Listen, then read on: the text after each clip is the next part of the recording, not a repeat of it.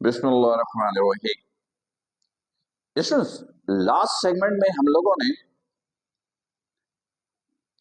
Unit number 9 के बहुत सारे टॉपिक्स हम लोगों ने डिस्कस किए। आज इस सेगमेंट में हम लोग यूनिट नंबर 9 का ही एक टॉपिक स्टडी करेंगे और वो है energy stored in a capacitor. Energy stored in a capacitor. Energy stored in a capacitor. Energy stored in a capacitor. Students, अगर आपको याद हो तो हमने आपको बताया कि कैपेसिटर चार्जेस को स्टोर करने के लिए इस्तेमाल करते हैं और चार्जेस स्टोर करने का मकसद ये होता है कि एनर्जी की स्टोरेज, ताकि जब हमें जरूरत पड़े तो उस एनर्जी को एज अ वोल्टेज फिर हम ऑब्टेन रिसीव कर सकें और अपने डिफरेंट पर्पस के लिए यूज कर सकें। कैपेसिटर में चार्जेस स्टोर होती हैं और चार्जेस स्टोर होने करने का वाहिद ऑब्जेक्टिव ही यही होता है कि उसके अंदर एनर्जी की स्टोरेज, राइट। तो स्टूडेंट्स, कैपेसिटर के अंदर जो चार्जेस स्टोर करते हैं उससे जो एनर्जी प्रोड्यूस हो सकती है वो एनर्जी मालूम करने का फॉर्मूला ये है, यानी एनर्जी इक्वल होता है हाफ क्यू वी के। हाफ क्यू वी के। Q is the charge, Q is the charge. आप इसको कैपिटल क्यू भी लिख सकते हैं, लेकिन बेहतर तो यही है कि हम इसको स्मॉल क्यू लिखें। Q is the charge and V is the voltage और potential difference और electric potential, ये वोल्टेज है।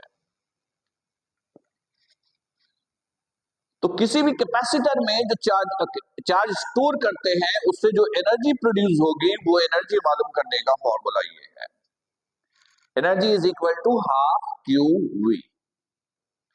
फिर हमने कैपेसिटर में पढ़ा कि Q बराबर होता है सी वी के, तो यहां पुट कर दिया इक्वेशन 1, तो पुट इन इक्वेशन 1।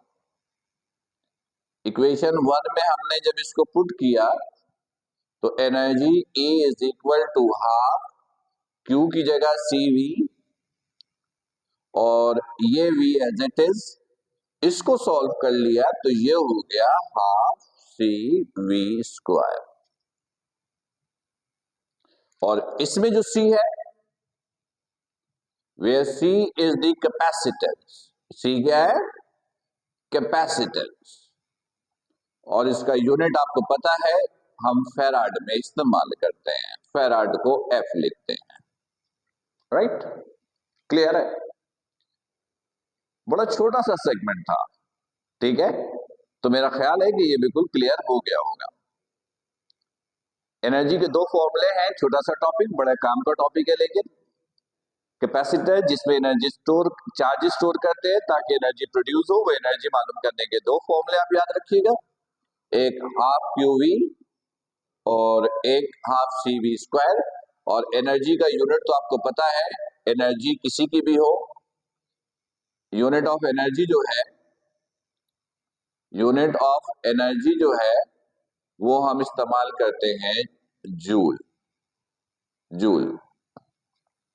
यहां पर एक छोटा सा पॉइंट और क्लियर कर दूं, एक वर्ड इस्तेमाल करते ईवी, इलेक्ट्रॉन वोल्ट।